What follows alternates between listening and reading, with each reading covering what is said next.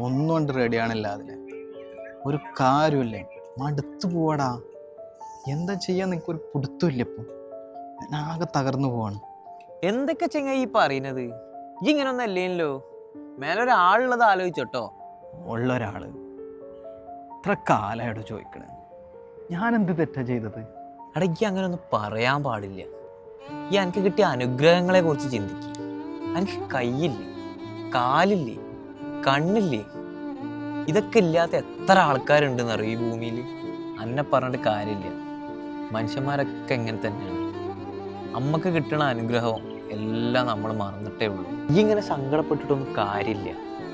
എൻ്റെ ടൈം വരും. അതുവരെ ഈ വെയിറ്റ് ചെയ്താൽ മതി.